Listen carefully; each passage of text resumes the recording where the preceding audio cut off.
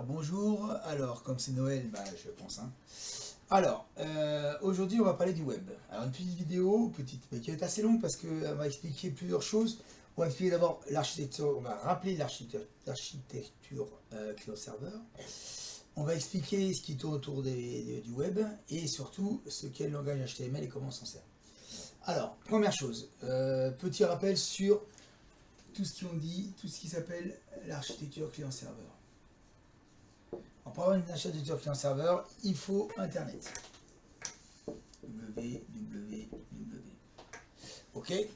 Alors, il nous faut un client. Donc ici, un client, c'est quelqu'un qui va être connecté au réseau Internet. Donc avec son adresse IP. D'accord. Donc il a une adresse IP. Il va avoir sur son Internet un serveur avec des données que mon client va vouloir consulter. D'accord. Et sur ce serveur, c'est ça.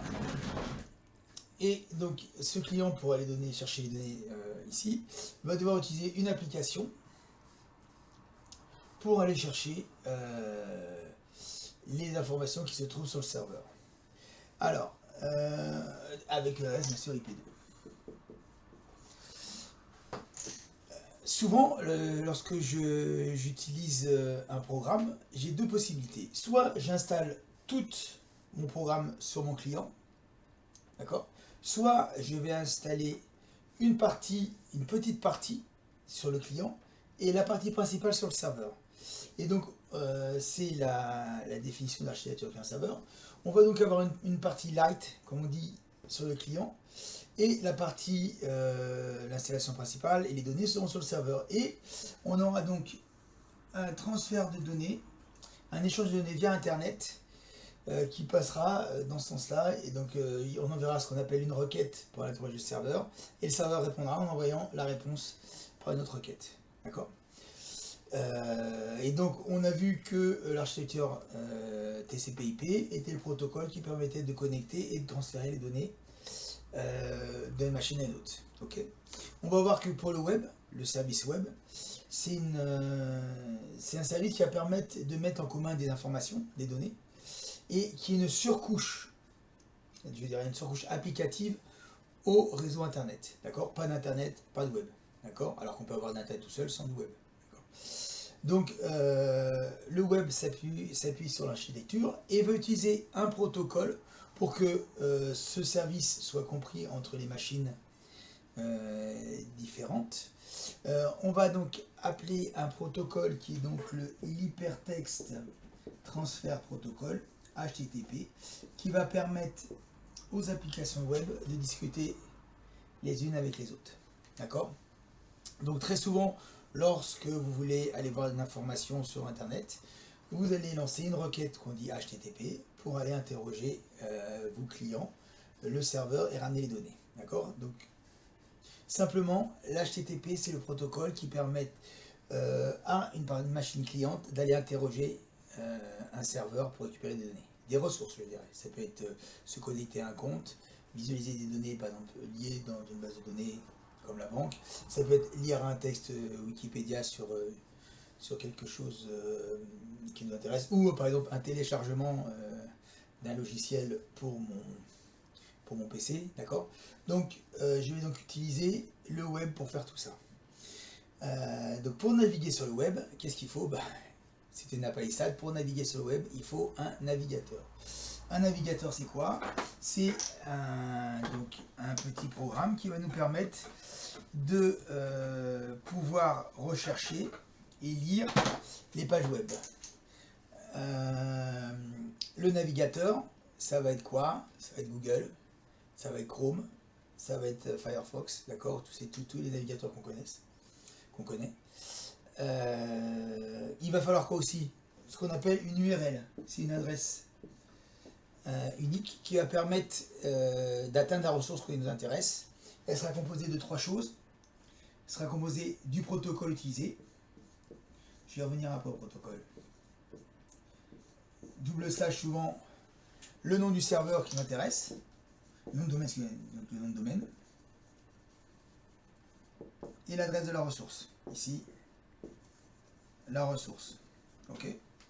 Donc si j'ai pas ces trois trucs là, j'ai pas une URL correcte. Ok. Une URL c'est un protocole, un nom de domaine et l'adresse de la ressource. Ici je vais avoir plein d'autres slash. Alors le protocole, on a vu que le protocole c'était HTTP. Et maintenant on est pratiquement tous en HTTPS qui est exactement basé sur le même principe, mais le S veut dire sécurisé. D'accord. Ça veut dire que pour partir de mon client serveur, de mon client à mon serveur, je vais chiffrer les données. Donc ici je démarre, là je suis sur mon client, je passe par internet. Ici donc là c'est mon client. Ici là c'est mon serveur. Et mes données ici qui vont transférer par internet vont être chiffrées. Donc on va avoir grâce à une clé de chiffrage, vont être donc chiffrés et donc indétectables. Donc, si on peut être détecté, mais par contre, on ne comprendra pas si j'ai pas la clé de chiffrage, si on n'a pas la clé de chiffrage pour déchiffrer les données. D'accord. Donc, c'est pour ça que tous les sites maintenant ils sont en HTTPS. Ça permet de chiffrer les données. Et si ici on vous sniff, c'est-à-dire si on regarde le réseau, ce qui se passe, on ne pourra pas interpréter ce qui se passe sur le réseau. Ok. Alors, avec ça, on avait une autre définition qu'on a vu en cours aussi, c'est l'hypertexte. L'hypertexte, vous savez, c'est lié avec... c'est un texte qui nous permet lorsqu'on clique dessus, d'ouvrir un hyperlien et de nous envoyer donc sur notre page. D'accord, ça nous permet de naviguer entre les pages. Alors, maintenant pour éditer, pour faire apparaître une page web à l'écran, on va utiliser un protocole ou un langage de programmation qui s'appelle HTML. Alors HTML, grossièrement, c'est parce que c'est le contenu des pages, mais c'est lié aussi c'est lié avec le CSS. On verra, c'est le fichier qui nous permet de mettre en forme la page, et du JavaScript qui nous permet de lancer des commandes à partir de la page. Donc j'ai expliqué le JavaScript, il y en a souvent dans les pages de pirates, parce qu'il vous envoie, vous cliquez dessus et hop, il vous installe un cheval de 3 sur votre PC. C'est un cheval de 3, c'est un virus. Alors, l'HTML, c'est ce qui va nous permettre donc sur la page d'afficher le contenu. D'accord. Le contenu de ma page web. Le fichier CSS, c'est ce qui va mettre la mise en forme. Alors quand on dit mise en forme, on verra tout à l'heure, c'est la taille de caractère, c'est la couleur des caractères, d'accord. C'est tout ce qui est lié à la mise en forme. Donc ça c'est vraiment le contenu. Et le JavaScript, c'est ce qui nous permet de lancer des commandes. Des lignes de commande, c'est-à-dire exécuter des choses. Okay. Ça on verra pas. Le CSS on verra, mais ça, on va vraiment voir très succinctement ce qu'est le code HTML. Alors, quand un fichier arrive sur un navigateur, il ne sait pas ce que c'est. D'accord. Il voit, donc le navigateur ouvre le fichier, c'est un fichier, le fichier HTML, et il voit quoi? Il voit des balises. Ah oui, j'ai dit que le code HTML est composé de balises, c'est-à-dire que le navigateur va apparaître le contenu qui s'affiche entre deux balises. Alors, les balises, c'est quoi? C'est des petits caractères, donc c'est des balises qui sont comprises entre deux chevrons, un chevron ouvrant et un chevron fermant. D'accord. La première balise, c'est avec la balise HTML. HTML. Quand un navigateur ouvre le contenu affiché et qu'il voit une balise HTML, il dit ah, c'est donc du code HTML. Donc, je vais donc afficher à l'écran, suivant le type de langage HTML, ce qu'il y a marqué dans le fichier. Alors, donc lorsqu'on a une balise, on a forcément une balise ouvrante ou une balise fermante après. Sauf pour la balise A, on verra que c'est juste une balise ouvrante. Donc j'ai une balise fermante, et la balise fermante, comment on la reconnaît par rapport à l'ouvrante, c'est qu'il y a un slash. D'accord. Donc souvent lorsque vous codez, lorsque les élèves codent, ils font une erreur. Et ce qui se passe, c'est qu'ils ouvrent HTML, hop, des balises sans les fermer. D'accord. Donc là, une ouvrante HTML, une fermante slash HTML. Ok. Donc là, le navigateur sait que entre ces deux chevaux, entre ces deux balises-là, il y a du code HTML et qu'il va falloir qu'il apparaisse, qu'il affiche à l'écran ce qui a marqué, le contenu. Après, donc le programme HTML va être découpé en deux parties. Une partie head. Alors ce qui est bien pour s'aider, on peut arriver à mettre, donc avec head, donc la tête, c'est tout ce qui va être, donc vous voyez c'est décalé, c'est indenté, hein, ça va permettre de voir ce qui se passe. Donc la partie head va être tout ce qui va être l'initialisation de la page. D'accord, tous les paramètres d'initialisation. Alors, initialisation. J'ai vu en cours, souvent il y a la balise title, donc qu'on va marquer ici, qui n'est pas le titre de ma page, mais qui sera juste le nom que je vais donner à ma page, le nom que je vais donner à ma page lorsqu'elle va être exécutée sur le serveur. D'accord, c'est l'onglet qu'on verra le nom de ma page web. D'accord, donc ici je vais mettre le nom de la page web. Le nom. Ok, donc ça sera le nom de la page web. D'accord, mais ça va pas apparaître sur la page web, mais lorsque vous aurez les onglets qui seront en haut, ça sera marqué le nom qui sera représenté au title. Et la deuxième partie qui va être le body.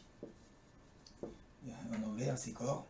Donc ça sera le corps du programme.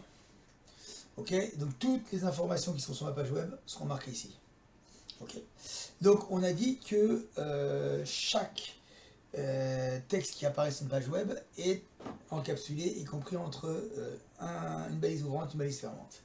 Et donc chaque propriété que l'on veut donner au texte, une première propriété, sera donc le type de balise. Donc on va voir, donc le type de balise H, c'est ce qui va nous permettre de faire des titres. Donc par exemple, ça va aller de la balise H1 à la balise H6. H1 à la balise H6. D'accord, ça va nous permettre, non, je vais marquer en rouge, ça va nous permettre comment ça s'appelle, de faire un titre, d'accord, par rapport à un paragraphe ou un ensemble de lignes qui vont être un peu plus petits. Les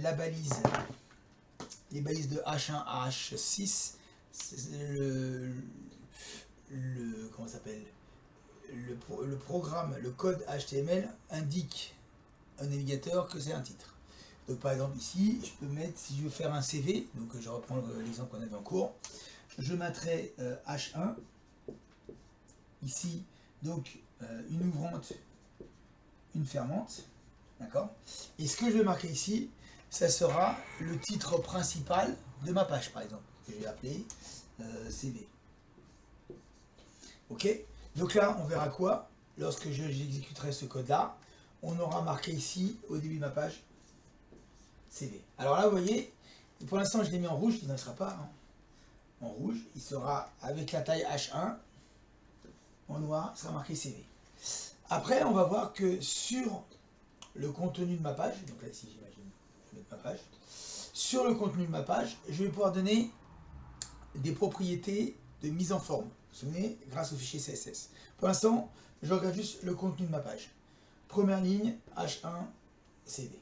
Je vais mettre un deuxième titre, d'accord, mais plus petit. Donc je vais décider par exemple de mettre avec un type H3. Et je vais donner, par exemple, mon état civil, d'accord. Donc mon état civil, d'accord, je ferme H3, d'accord. Et là j'aurai marqué quoi? Ça sera marqué en plus petit, état civil. Mais la page web considérera que ces deux textes-là sont des titres. D'accord. Si là maintenant je veux marquer mon état civil, né le ou, d'accord, je vais le mettre avec un type paragraphe. D'accord, donc c'est-à-dire que je vais pouvoir mettre plein de lignes. Donc je mets, c'est le type P. Donc par exemple je peux mettre naissance, d'accord, localisation. D'accord, et je ferme le P, d'accord, sur plus de lignes. Et là, donc, ici, j'aurais marqué en plus petit, naissance, localisation. D'accord. Donc là, ici, je vais donc marquer tout le contenu de ma page grâce à des chevrons. Ok. Alors, à partir de là, je vais vouloir la mettre en forme. Donc je vais agir maintenant sur par exemple la couleur, par exemple de mon CV. Mon CV, je veux qu'il devienne rouge. Donc ce que je vais faire, c'est que je vais aller dans le fichier CSS, d'accord. Donc ici, je vais faire encore une petite, ça va, j'ai pas beaucoup de place. Dans le fichier CSS, je vais donc dire que toutes mes balises H1, quelles qu'elles soient, si j'ai une balise H1, donc auront la propriété, je vais rajouter des propriétés que je vais énoncer donc entre donc H1, parenthèse ouvrante, pas parenthèse, accolade ouvrante, accolade fermante. Et là, je vais rajouter toutes les propriétés que je veux lier à mon texte que j'ai marqué qui est de type H1. Donc tout ce qui sera de type H1 aura les propriétés de base H1 plus les propriétés que je vais rajouter ici. Par exemple, je peux rajouter la couleur. Si par exemple je marque color red, d'accord, point virgule, et deux points ici, excusez-moi, bah, ce qu'il y a, c'est que mon CV va passer en rouge. D'accord. Parce que j'ai rajouté une propriété. Alors la propriété, on la rajoute comment? La propriété, deux points, la valeur de la propriété, point virgule. Si je veux rajouter une taille, on a vu que la propriété c'était font-size, deux points. Alors si par exemple je mets 80, deux points, vous voyez c'est important les deux points, bah du coup, là c'est la taille H1, bah je vais demander une taille 80, c'est des pixels, hop, je vais être en beaucoup plus grand. D'accord. Je vais être en 80. Ok. Voilà. Donc là, on a expliqué le fonctionnement d'un fichier CSS. Mais ça a une contrainte, c'est que je vais utiliser les propriétés spécifiques que j'ai rajoutées dans le CSS. Mais pour tous les H1. D'accord. Si par exemple ici, la naissance, je rajoute une autre ligne ici P, et ça va être mon nom par exemple. D'accord, donc je vais faire un P. On s'aperçoit que ces deux lignes-là, donc ça va faire apparaître nom, sont mon P. D'accord. Ça pose un problème, parce que si par exemple je veux que celle-là soit bleue, qu'est-ce que je vais faire? Bah, je vais faire la même chose. Donc ça va, je suppose que c'est la ligne. Hein. Donc ce que je vais marquer là, c'est la ligne. Donc je marque P, accolade, je mets color, deux points, blue, point virgule. Tout ce qui sera P, donc ça passera bleu. Donc ça et ça vont donc passer bleu. Donc là, du coup, le fait de marquer par défaut le P c'est en noir, je lui stipule que je le veux en bleu. Donc du coup, j'aurai donc naissance en bleu, localisation en bleu et nom en bleu. Manque de peau, le nom je voudrais en vert. Pas possible puisque c'est le même type. J'ai pas d'autres balises. Je veux que mon type P il soit en bleu et en vert. Donc je veux que celui-là il soit en bleu et celui-là il soit en vert. Alors, j'ai deux possibilités quand c'est avec le P. Si je marque un P1 ici, donc un P1 ici, un P2 ici, un P2 ici, je peux créer P1, P2 et mettre un bleu et un vert. Donc ça marche avec les P, mais si je vous demande avec un texte H1, ça va être un peu plus embêtant. Donc qu'est-ce qu'on va faire? On va, ce qu'on appelle, créer une classe. Une classe, c'est une sous-catégorie de P.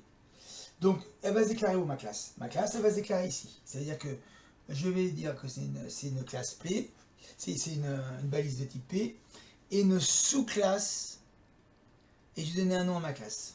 Donc là, ici. Donc si je veux que lui, je sois en bleu, donc je vais marquer en rouge pour que vous voyez bien la modification. Alors, ça sera comment? Non, je reste en noir pour que ce soit cohérent. Donc, j'ai toujours P qui est donc ma balise, mais je vais rajouter espace classe CLA2S égale le nom de ma classe donc qui sera forcément un nom que je vais donner. Alors, plus, vu que ça sera dans le fichier CSS, plus ça sera caractéristique et ressemblant à mon texte, mieux ça sera. Mais bon, là, je vais donner un nom exprès différent, comme ça, je vais l'appeler Toto. Donc, important, n'oubliez pas les guillemets et double côte. D'accord? Je vais faire ma parenthèse.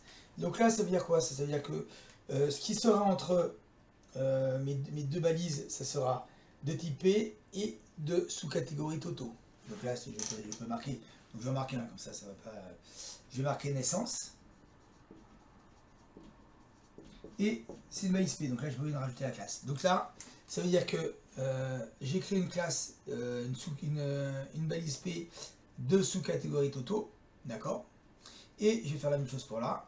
Le nom, ça sera une balise P. Ma sous-classe, ça sera Titi. D'accord? Je vais bien marquer ce classe. Ça va faire un peu. Hop. P. Classe Titi. Et donc non. Et de classe P. Donc du coup, j'ai donc créé deux lignes de type P avec des sous-catégories qu'on va appeler Toto et Titi. Et on va les retrouver où ici? Bah, du coup ici, je vais donc appeler ma classe P, ici, hop, de sous-catégorie Toto, et je vais dire, bah, je veux que ma catégorie color, elle soit blue. D'accord?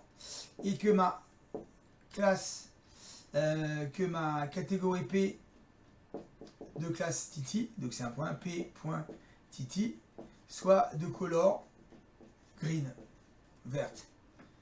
C'est pas des. C'est des accolades. Hein. Hop.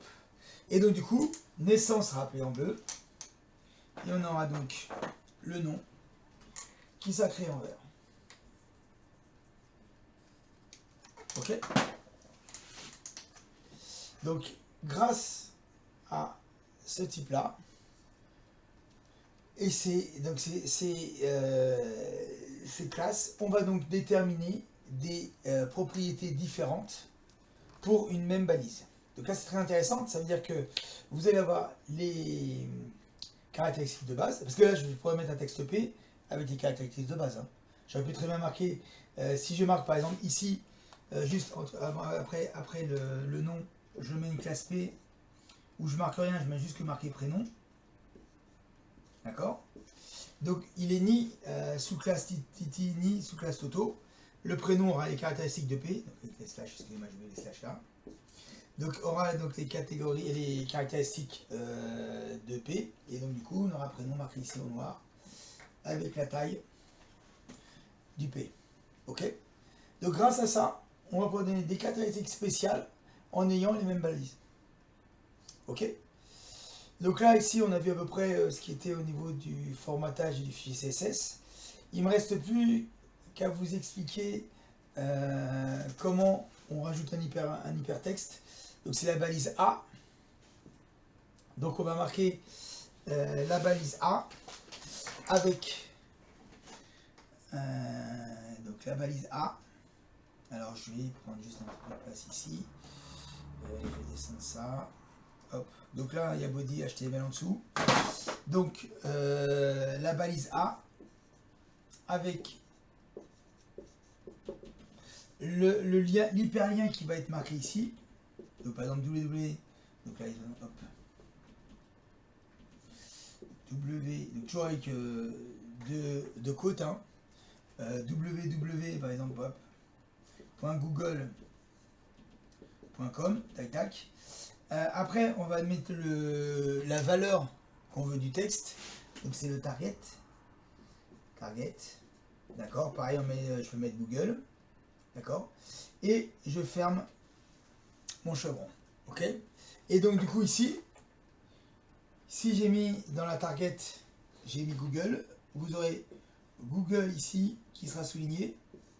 Et quand on cliquera dessus, alors c'est pas encore un émulateur, il faut le faire ouvrir avec. Si la page est hébergée sur un site, bah vous aurez directement accès à la page Google. On aura donc créé un lien, un hyperlien. Voilà. Donc là, grâce à ça, donc là c'est un peu Mais bon, après, il faut se référer par rapport au cours qu'on a vu. Mais c'est un rappel sur tout ce qu'on a vu dans ces débuts d'année. Voilà. Et je vous souhaite encore un bon Noël. Révisez bien pour la rentrée.